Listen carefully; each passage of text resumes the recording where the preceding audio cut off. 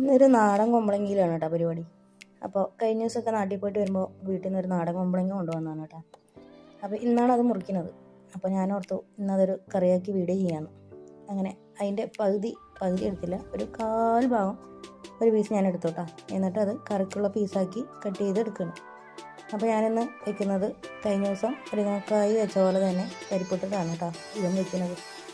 അപ്പോൾ അത് ചെറിയ ചെറിയ പീസാക്കിയിട്ട് കട്ട് ചെയ്തെടുക്കണം. അത് കഴിഞ്ഞ് അതിൻ്റെ തോലെല്ലാം കളഞ്ഞ് കുരുവും എല്ലാം മാറ്റി ഒന്ന് ക്ലീൻ ചെയ്തെടുക്കാം കേട്ടോ. അപ്പോൾ ഓരോന്നും കനം കുറച്ചാണ് കേട്ടോ ഞാൻ മുറിക്കുന്നത്.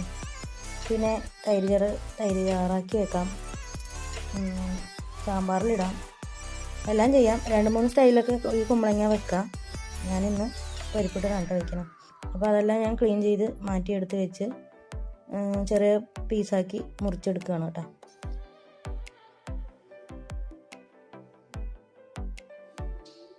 അപ്പോൾ അതിൽ ചെറിയ പീസിൻ്റെ ഭാഗമാണ് കേട്ടോ ഇത്. നമുക്കൊരു 2-3 തവണ കഴിക്കാൻ പാകത്തിന് മാത്രമായിട്ട് കറി വയ്ക്കണുള്ളൂ. പിന്നെ വേണ്ടത് ഒരു തക്കാളി നൈസായിട്ടൊന്ന് മുറിച്ചെടുക്കണം കേട്ടോ. എന്നിട്ട് പരിപ്പ് വേവിച്ച വെള്ളത്തിൽ ഈ കുമ്പളങ്ങ തക്കാളിയും കൂടെ ചേർത്ത് ഇട്ട് കൊടുക്കുക കേട്ടോ. അപ്പോൾ പരിപ്പ് ഞാൻ നന്നായി ഉടച്ചെടുത്ത വെള്ളമാണ് കേട്ടോ അത്.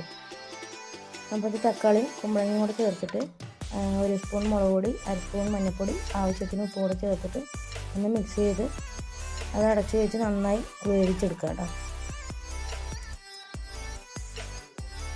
അപ്പോൾ അത് നന്നായി വെന്ത് വന്നിട്ടുണ്ട് കേട്ടോ. ഇനി അതിലോട്ട് ചേർക്കേണ്ടത് എന്താണെന്ന് വെച്ചാൽ ഒരു അരമൂടി തേങ്ങയും കൂടി ഞാൻ അരച്ചെടുക്കുന്നുണ്ട് കേട്ടോ. അപ്പോൾ ഉപ്പ് ലേശം കുറവ് തോന്നിയപ്പോൾ ഞാൻ ഉപ്പ് ഇട്ടു. ഇനി ചെറുതായിട്ടൊന്ന് തിളപ്പിച്ചെടുക്കുക. എന്നിട്ട് നമുക്ക് കടുക് പൊട്ടിക്കാം. പിന്നെ ഞാനതൊരു ചീനച്ചട്ടി എടുത്ത് അതിലോട്ട് കുറച്ച് എണ്ണ ഒഴിക്കുക. എണ്ണ നന്നായി ചൂടായി വരുമ്പോൾ കടുകിട്ട് പൊട്ടിക്കുക. കുറച്ച് ചെറിയുള്ളി കൂടെ ചേർക്കുക. വറ്റൽമുളക്, കറിവേപ്പില നന്നായി മൂപ്പിച്ചെടുത്തിട്ട് ആ കറിയിലോട്ട് ഒഴിച്ച് കൊടുക്കാം. അപ്പോൾ നമ്മുടെ കുമ്പളങ്ങ പരിപ്പിട്ട് വെച്ചത് അടിപൊളിയായിട്ടുണ്ട് കേട്ടോ. അടിപൊളിയായി വെച്ചിട്ടുണ്ട് കേട്ടോ. അപ്പോൾ ഇതാണ് ഇന്നത്തെ കറി.